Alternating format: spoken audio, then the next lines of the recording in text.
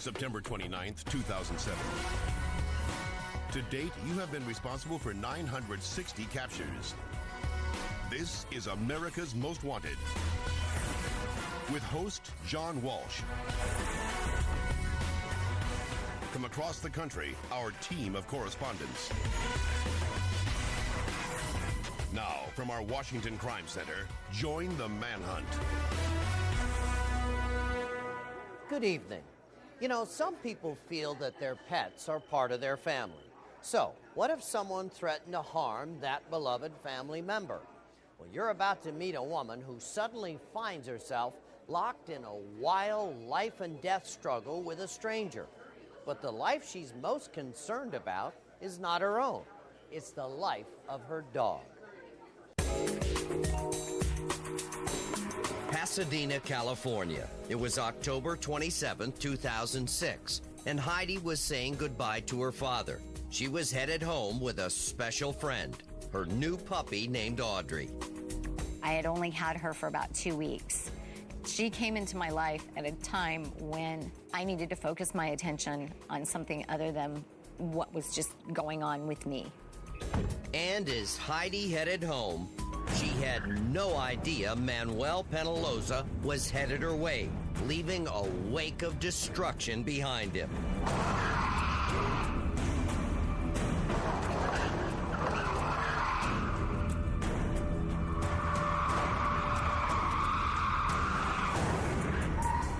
There was a car right in the middle of the street, and I couldn't get my car around it from either side. But I noticed someone was climbing out of the driver's side of the seat, and he was struggling to get out of the window, and he seemed very disoriented. I think this is someone that's in trouble and they need help. And at that point, I yelled to him, "Is everything okay?" "Okay." He still didn't respond back to me. He seemed very disoriented. And I approached him. I just said to him at that point, I'm like, you know, dude, just chill out. Everything's going to be okay. I'm going to get you some help. And then he just slugged me out of the way with his elbow. He had this very crazed look in his eye, like he was hopped up on something. I reached from behind. I grabbed him from the back. He turned around and he punched me in the jaw, knocking me to the ground, which startled me because I'd never been hit like that. "What are you doing? Get out of my car!" I just grabbed the side of his head and I just dug my nails in. I could hear Audrey barking and just frantic in the car. It was like she was trying to help me, but she knew to stay, so she didn't get out of the car. I didn't care about the car. It wasn't about the car. It was about saving her. Get out! He was trying to get the car into drive, and he was having a very hard time doing that. And I knew he was going to take off. Help me! At that point, he just gunned it. I could smell the tires burning, and I've got to find a way to hang on. And I just grabbed the steering wheel with one hand, grabbed the back of the headrest with the other. The door of the car was open, and so it was swinging back and forth. I didn't realize my foot was hanging out of the door. I felt nothing. He started swerving.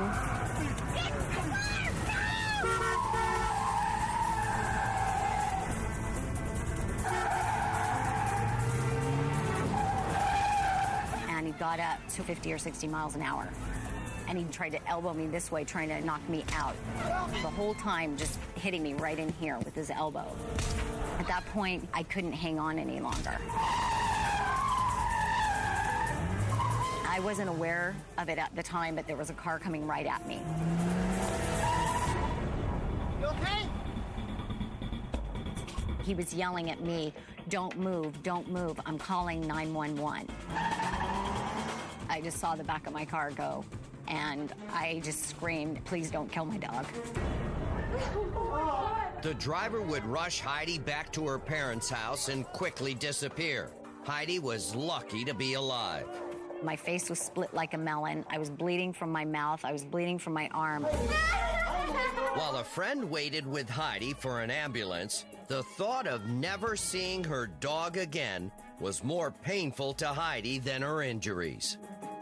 I just screamed at my dad, you know, he's got Audrey, he's got her. I said, "You've got to save her. You've got to find him." And he just peeled out and took off. Heidi's dad never found her Mustang, but police did the next day. And while Manuel Penalosa was long gone, guess who was still inside? Heidi's puppy, Audrey. Soon there would be a happy reunion. I was in a wheelchair, and they brought her, and my dad sat her on my lap. And I just hugged her. She got so excited, she peed all over my lap, and I didn't care. I didn't care. She was alive, and that was all that mattered. I would describe Heidi's actions as being heroic. She's a strong woman. She fought for something that she believed in. As for Manuel Penalosa, well, when cops discovered his wrecked car, they found something unexpected inside. 2 dead bodies shot execution style. Cops say Penalosa's a violent member of an LA gang called the Drifters, and these 2 murders were gang-related. He'd been driving through Pasadena looking for a place to dump the bodies when he came in contact with Heidi. The poor woman had no idea who she was up against. Manuel Penalosa is considered a street soldier, which means he's out committing crimes that not only benefit his status within the gang, but crimes that benefit the strength of his gang overall. Cops say Penalosa is also known by his gang name, Little Bad Boy. He speaks fluent English but has a Spanish accent. He could be hiding out in the Los Angeles area, on the East Coast, or down in Mexico. Penalosa has several gang tattoos, including one on his chest that reads Drifters. If you've seen Manuel Penalosa, be careful and call us at 1-800-CRIME-TV. Now, we've got a late-breaking case we need your help on tonight. How we doing? This is Ed Miller with breaking news out of Utah. It's been an all-out manhunt this week along the Utah-Wyoming border. 2 convicted murderers have escaped. They are Daniel Martin Gallegos and Juan Carlos Diaz Arevalo, who walked out of Utah's Daggett County Medium Security Jail. Here's Diaz Arevalo in 2005 being arrested for the murder of his ex-girlfriend, Lindsay Ray Fawson. Diaz Arevalo was convicted for shooting and killing Lindsay in front of her 3-year-old son and her sister. During sentencing, Diaz Arevalo threatened Lindsay's sister, the key witness to the murder. He threatened Stacy that if I ever get out, I'm going to kill you. That's the dog. That's the other dog that was in the car. Since last Sunday's escape, Lindsay's family has been terrified all over again. It sent me right back to two years ago when everything happened. The convicted killers made their escape from the jail's exercise yard on Sunday afternoon. Once the alarm sounded, almost a dozen law enforcement agencies from Utah and Wyoming swung into action. We just need to check inside of your back here if we could. Yeah. Earlier this week, a man told cops the escapees confronted him. That's when the search effort was refocused in the mountains of northwest Utah. But after days of an extensive manhunt, on Thursday, cops learned the confrontation never happened, setting the search back dramatically. Daniel Gallegos was in prison for the 1990 murder of an 18-year-old girl. He has a tattoo on his abdomen, 4 large block letters, A-M-I-D. Now cops say that both escapees are dressed in green t-shirts, orange tops and trousers, and have gray sweats. If you have any information about these dangerous escapees, please call 1-800-CRIME-TV.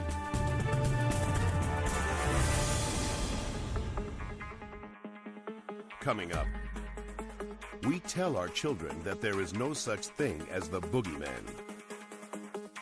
But we've been deadly wrong. Piece together the clues that can end a city's nightmare.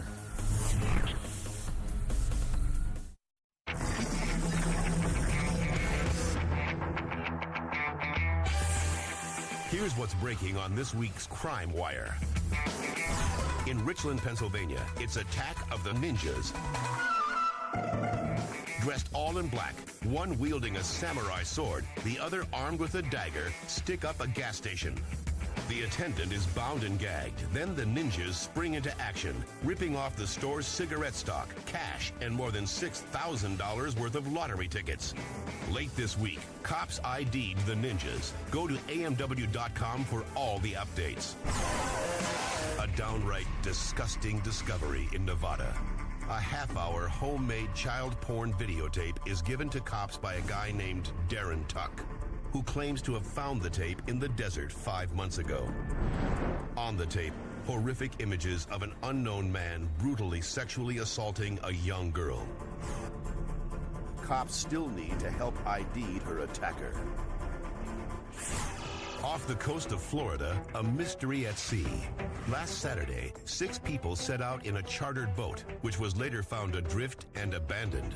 The boat, christened Joe Cool, had been rented by 2 men, Kirby Archer and Guillermo Zarabozo. They were found floating in a life raft 2 days later. The men said the boat had been hijacked and the crew shot and killed. Interestingly, the FBI says Archer is a fugitive wanted in Arkansas for stealing more than $92,000 from the Walmart where he worked. You're alone in your bedroom. The room is very dark and quiet. Then you hear a sound. Could it be footsteps? Then you see the faint outline of a man at the foot of your bed. It's impossible. Your mind must be playing tricks on you. There's no such thing as the Boogeyman. Or is there?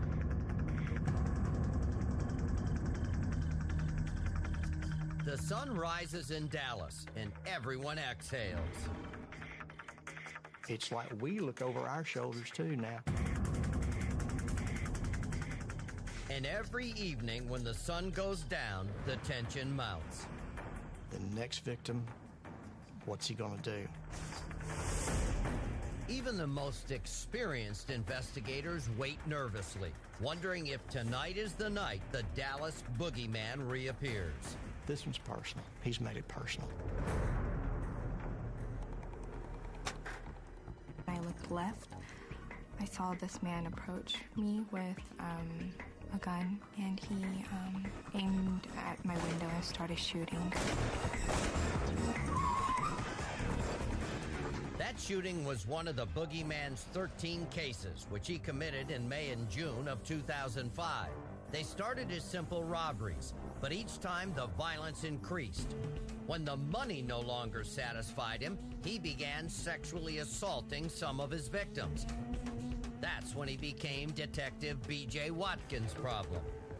As the crimes mounted, so did the number of investigators tracking him down. It was a baffling hodgepodge of attacks, from robberies to shootings to rapes, and even murder. He kicked in the door where a single 50-year-old male lived, and there was some type of struggle. And he was shot with a 12-gauge shotgun, and he died as a result of the injuries.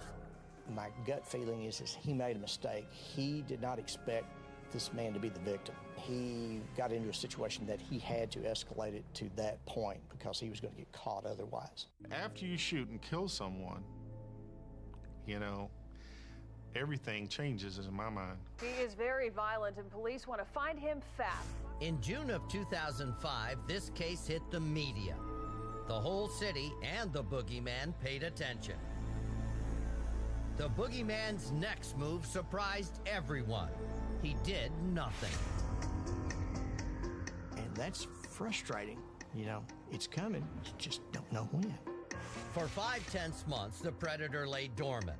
All the investigators were left to theorize and even question themselves. Every time I look at those case files, you know, I sit there and I second guess, you know, what haven't we done? What could we have done? Where could we have looked? We could only hope that this guy never hits again, of course. You know, it's a catch-22. If he never hits again, we may not catch him. They waited for the attacks to pick up again. In November of 2005, one of the task force members called Detective Watkins. Mark called one day, "What are you doing?" I said, "Well, I'm waiting for our guy to make his 1-year anniversary so you can quit waiting." He hit last night. I heard a crashing noise. It sounded like glass breaking. About the time I screamed, this man appeared in the doorway of my bedroom with a very large sawed-off shotgun. He told me to lay down on my bed, face down. At one point, I decided to see if I could get a look at him. And he saw me trying to look at him and shoved the barrel of the shotgun against the back of my head. He cocked the gun, said, "Do you hear that?" And threatened to blow my head off if I tried to look at him again. He only wanted cash. He didn't want any jewelry or anything valuable other than cash. I told him that I didn't have any money. He said I wasted his time because he didn't get any cash out of me, that he had to get something out of it. So that was his reason for the sexual assault. He put his hand on my throat and pushed me down on the sofa and started choking me and said, "Who's in charge here?" The Boogeyman hit 3 times in November 2005. Again, the media scrambled for information, and again, the attack stopped. My theory is when the media starts, he goes to ground.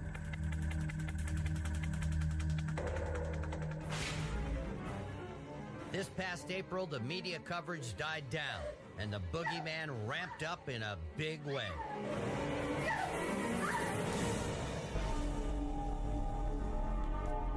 The intruder took her money and sexually assaulted her. Then it got worse.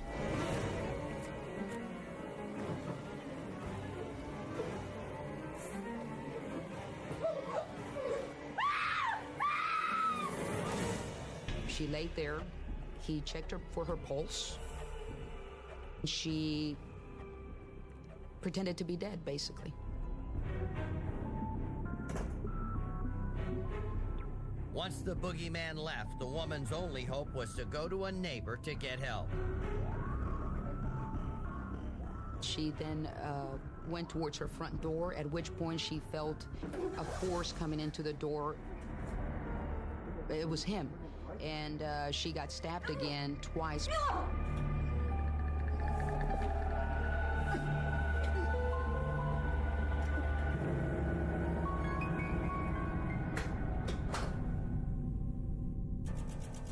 He made no effort to conceal his identity. He had murder on his mind when he went in there. He left there not thinking that that victim was going to live. But she did live, and gave cops what they'd waited 2 years for. Someone had seen the Boogeyman's face. She helped cops develop this composite sketch of her attacker.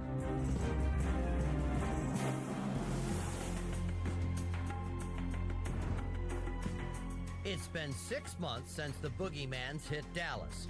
That means, according to his pattern, he's due to strike soon. Everyone's on edge, waiting to see what he does next. What does our next victim have to look forward to? What are we going to see when we walk into that crime scene? I've got 1,000,001 questions for this guy when we catch him. And the main one is why. The composite is not the only piece of information investigators dug up in that last attack.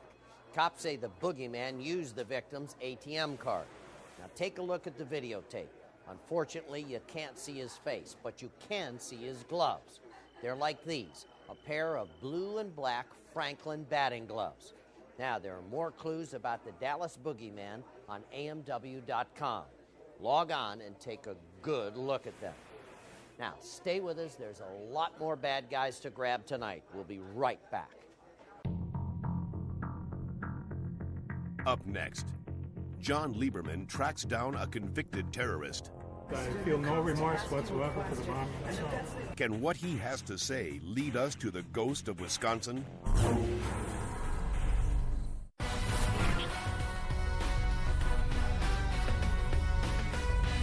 Earlier in our program, we asked you to help catch a boogeyman. Well, right now, we need you to help catch a ghost. He left his violent mark during the summer of 1970 and soon became one of the FBI's 10 most wanted. Then he seemed to vanish completely. But tonight, John Lieberman resumes the hunt for the ghost of Wisconsin. It was a time of war and a time of protest. few college campuses could escape the anti-war movement. There were riots on the campus. The smell of tear gas was not uncommon in the downtown Madison area. On the Madison campus of the University of Wisconsin, 4 protesters plotted a violent attack. Well, these 4 people called themselves the New Year's Eve gang. They wanted to make a name for themselves and didn't particularly care how they did it. They did it by detonating the largest bomb the U.S. had ever seen on home soil. 2,000 pounds of fertilizer soaked in fuel. The target was the Army Math Research Center on Wisconsin's campus. In the early morning hours of August 24th, 1970, Officer Bob Schaefer and his partner were on routine patrol in downtown Madison. It was the whole sky suddenly lit up in fire, and moments later the fireball went up through the middle. Something enormous had happened over in the south side of Madison. Just been a tremendous explosion over here. It looks like it's on South Park Street. Yeah, I heard it. The blast was felt 30 miles away.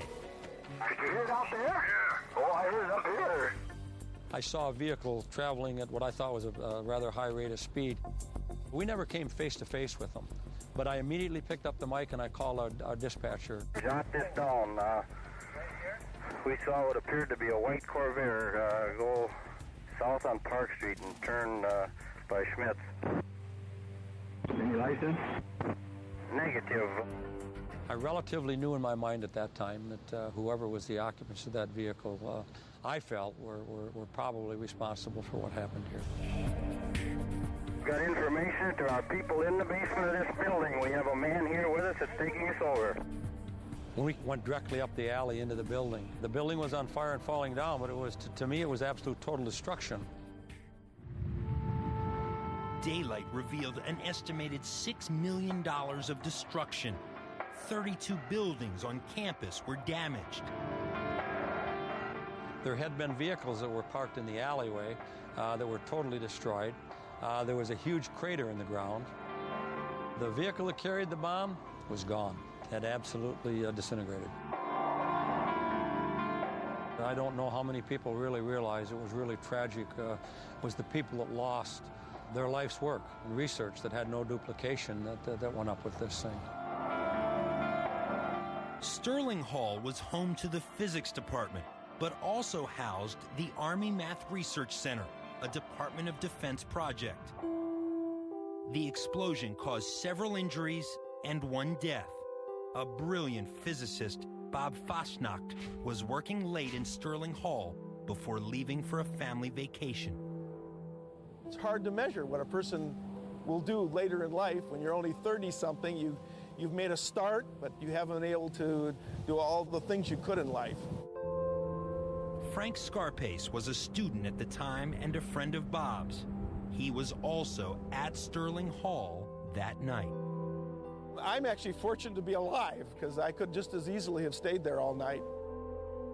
I just feel very fortunate. My wife kind of insisted I come home. Within days of the attack, the FBI knew the men who had fled the explosion in the white Corvair were their suspects. Their identities? Brothers Dwight and Carlton Armstrong, David Fine, and Leo Burt, also known as the New Year's Eve Gang. J. Edgar Hoover immediately posted all 4 to the FBI's top 10 list. He personally signed the posters. Of course, at the time it occurred, was one of the biggest cases in the nation, and certainly the biggest terrorism bombing the U.S. had ever seen. Mr. Armstrong? Mr. Armstrong? Hi, I'm John Lieberman with America's Most Wanted. Sorry, we're in town doing a piece on Leo Burt. Carlton Armstrong, one of the men who fled the scene in the Corvair, served time for the bombing. He now owns a juice stand just 4 blocks from Sterling Hall. I think you're doing a disservice to this country by airing a show a man who was doing his patriotic duty. But a man died. A man was killed. Over 1 million Indonesians died in that war. You're stacking up the life of this man against that war. It was a mistake that someone was killed. The bombing? No, it wasn't a mistake. Carlton and Dwight Armstrong, along with David Fine, were all arrested and serving time by the late 1970s. But Bert had simply vanished. But you don't think Leo should serve time like you had to serve? Well, first of all, you're assuming that Leo Bert was involved. Yeah, you're just alleging that he was involved in the bombing. So. He wasn't involved? Hey, it's up to the government to prove its case. Leo Bert played a critical role to the planning and the building and delivery of the bomb device. Bert was able to flee and then not be seen for decades. I do not know the secret to his success of being able to evade capture for this many years. Now Leo Bert is known as the Ghost of Wisconsin. Randy Jablonic, Bert's former crew coach, says when the journalism major started rowing at Wisconsin, he was a good kid. The most industrious, hard-working young man that had entered our program. I mean, he was really a top-notch kid. The Marine ROTC cadet. He had a crew cut, rah-rah USA All-American kid. But Bert's passion for crew left him disillusioned when he didn't make the traveling team. It seemed he got a certain point in his life that he was having difficulty with the rowing team, and he seemed to take a little bit of turn in his life at that point. A turn that has left him one of America's most wanted. In your mind, is he the last remaining Vietnam-era protester fugitive out there? To my mind, yes. I'm not aware, certainly not aware of anyone that was wanted as badly as he was and still is. To learn more about Leo Bert and to read some of his writings, check out AMW.com. And if you know where Leo Bert could be tonight, please call our hotline right now at 1-800-CRIME-TV. Now, in all these years, only 30 people who have been named to the FBI's 10 Most Wanted have never been caught, and Bert's one of those creeps. So let's track him down and finally get some justice for that professor who was killed in the explosion. His family really deserves some closure after all these years. Now stay with us, we're coming right back. Coming up, the hunt for half-naked wannabe cowboy William Greer heats up. We know he was here, we know what he looked like. See how your tips may have caught this fugitive repenting for his sins next.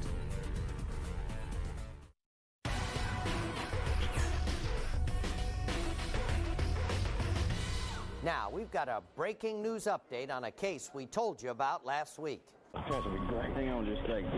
No, you're good. Oh, let me look at. All right, can you tell me your full name? William Joseph Greer. By now, William Greer's a household name. A drunken man who was found with no pants in a Texas field and confessing to the murder of his 28-year-old girlfriend, Tammy Myers. It was an accident. I love it with all my heart. What was the accident? The gun just went off. Y'all could tell where it was shot. I couldn't believe what happened. She died. Oh my God, it's the worst thing I ever did. After being charged with the murder, Greer disappeared. But in June, AMW tipsters spotted him living on Bourbon Street in New Orleans. Greer took off in such a hurry that he left his belongings behind, including his trademark cowboy hat. Greer, I know you got to be missing this nasty hat. You thought it looked so good on you. 2 weeks ago, a tipster thought that Greer was living in Colorado. Unfortunately, that was a false alarm. He could have been my twin. I'm growing my hair back, shaving my goatee. After we aired Greer's case last Saturday, your tips led us to the real deal. This time, he was taking cover in Georgetown, Kentucky, where he had weaseled his way into a trusting church congregation. One of our congregations saw it on America's Most Wanted on Saturday night. He saw Billy on TV, and he come in, and he said he wasn't positive. He said, but it sure did look like him. I just called him Billy Bob, so like a nickname. Someone had brought in a printout from the American Most Wanted with his picture on it and what all he had done. And I went on your site, on the America's Most Wanted site, and I pulled it up, and the more I read, the sicker I got at my stomach. The first thing I did was called our local police department and talked to them. When we got the tip saying Greer was calling himself Billy Leslie, we knew we were onto something. Back in July, in New Orleans, among the things that Greer left behind, we found a stolen Social Security card of a man whose last name was Leslie. As Georgetown, Kentucky cops investigated, they recovered a picture of a man who looks like Greer being baptized. I baptized, I think, 5 or 6 that day. I had some already lined up, and he just came and asked, would I include him? Righteousness. Father. After that, Greer was officially a member of Victory Tabernacle Church. Members of the congregation say that Greer didn't have a lot of money, so the only thing he had was a bicycle. This is how he would normally get to church, and they say he never missed a service. Sunday morning, Sunday night, Monday night, Wednesday night, he was very faithful. He is a very religious fanatic, if you understand what I mean. He can talk the Bible with anyone that can talk it with him. He knows what the words say, but I don't think he really knows God. I really don't. But I just knew there was something that just was not right. When William Greer first moved to Georgetown, Kentucky, he didn't have a job, so he moved all of his things right here in the middle of the woods behind a shopping center. And it was at this shopping center where he approached a man at the end of July and asked for a job. William Greer joined a construction crew. His boss said that William Greer showed him a nunchuck demonstration and a karate demonstration that was out of this world. Greer's employer also found him a place to stay. Cops set up surveillance at the house and waited for Greer to show up. When he didn't, they decided to go in. Once again, Greer was gone. He left in a hurry. His CD player is still turning. Power's on. That's what it was. He saw it there and then just took off immediately. And guess what we found? William Greer split town again, and for the second time in a row, he left behind his prized possession, his cowboy hat. Investigators believe Greer may be trying to hitchhike out of Kentucky. And as you know now, he's very religious. Let's catch this sinner tonight. If you've seen William Greer, call us at 1-800-CRIME-TV. Next. When we got here, we found that she'd been strangled, she'd been raped, and then they'd set her body on fire. The bizarre story of a killer captured and released.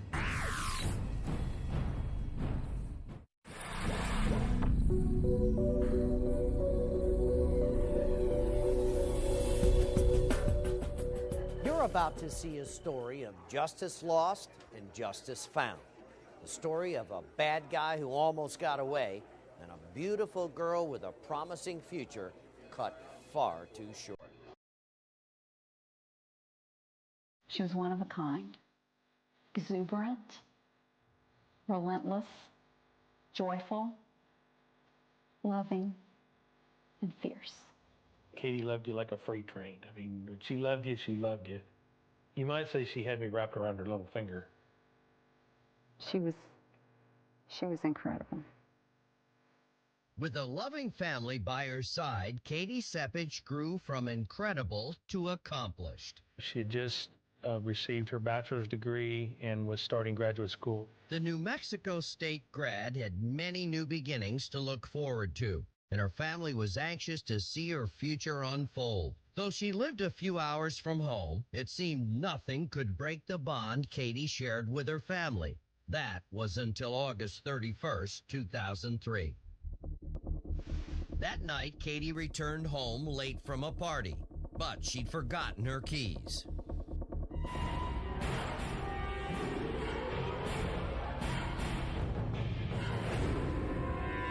What do you guys think happened here? We think Katie had come home.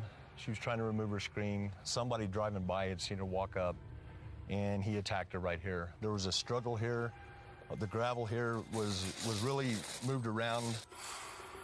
Both of her shoes had come off her feet. They were laying here. Now, this wasn't the only crime scene, was it? No, there is another crime scene. Okay, let's go there. All right, Captain, where are we? We're at the old county landfill. The dump. The dump. Can you show me where they found her? Now, Katie was laying right up here. And when we got here, we found that she'd been strangled. She'd been raped. And then they'd set her body on fire. So brutal. Why would they set her body on fire? Probably destroy evidence. I never dreamed that I would be going into a morgue to identify my daughter's body who had been murdered. The saddest thing that I still remember is looking at her face and just to see the expression of pain and suffering on her face. It was overwhelming, and it still is. It's very hard to live with. As a father, you feel like it's your duty to protect your kids and to keep them safe. I actually kind of felt at first like I'd let Katie down, that I should have been there. As Katie's family learned to live without her, cops combed the desert for clues. They also searched for a diamond ring Katie had been wearing that night, which was missing from the crime scene. Detectives came up dry, but soon learned Katie was literally holding the most important clue of all. Katie had fought so hard for her life, and she had blood and skin of her perpetrator under her fingernails. As long as we had that DNA, we had the hope of finding her killer. 3 months later, cops found Katie's killer, but there was just one problem they didn't realize they had.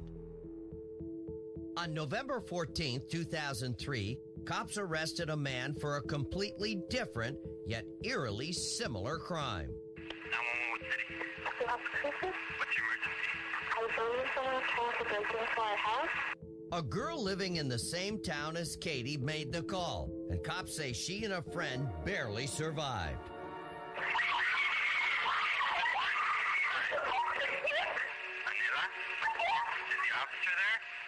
Police arrived just in time to arrest this man, Gabriel Avila, lurking nearby with a knife. He basically claimed that he was having some fantasies about kissing the girl that lived in that apartment. I don't believe that story at all. I think he was going to rape that girl, and I think he was probably going to kill her. If Avila had been required to give a DNA sample when he was arrested, his connection to Katie's death would have been revealed. And this is where the story would end. Absolutely, the case would have been solved. Instead, per New Mexico law, Avila wouldn't have to give a DNA sample until he was convicted. As it turns out, he posted bond, walked right out of jail, and disappeared. That was until July 22nd of 2005. Cops caught up with Avila again.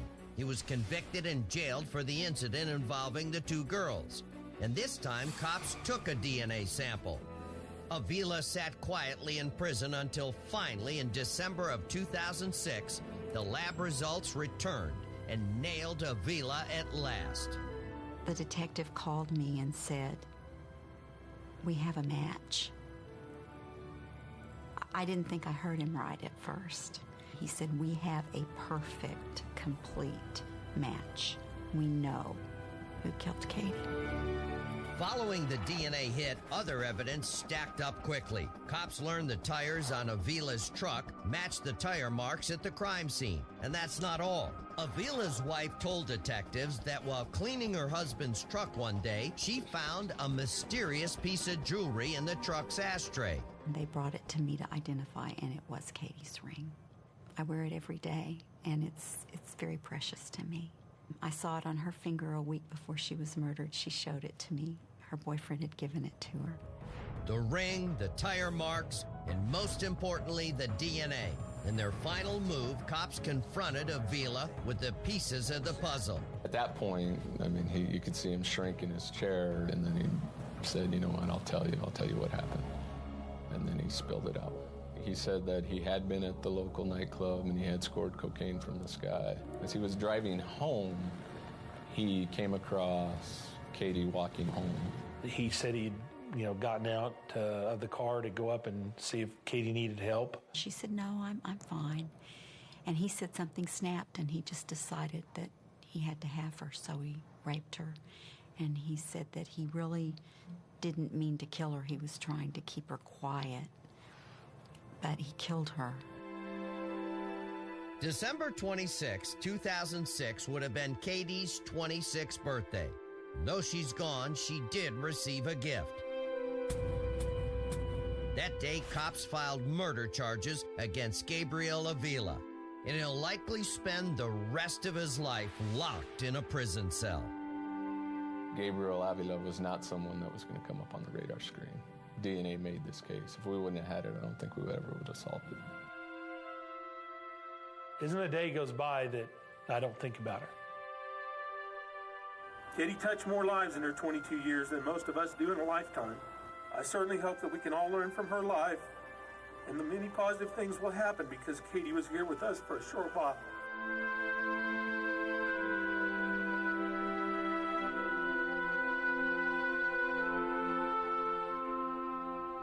The Sepiches have fought very hard to change New Mexico's DNA laws. And thanks to them, Katie's law went into effect the beginning of this year.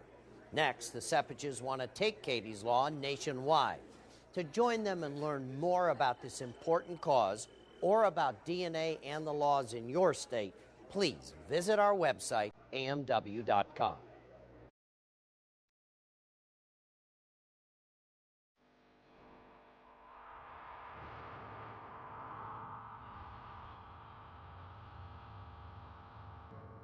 Moscow, Idaho police officer Lee Newbill was shot by a gunman during an ambush outside a courthouse. He is the first officer to be killed in the line of duty in the history of the Moscow police force. Friends and family say that Officer Newbill died doing what he loved, serving people. Officer Newbill was an avid outdoorsman who loved music and history and had a gift for storytelling. He leaves behind his wife and 3 children.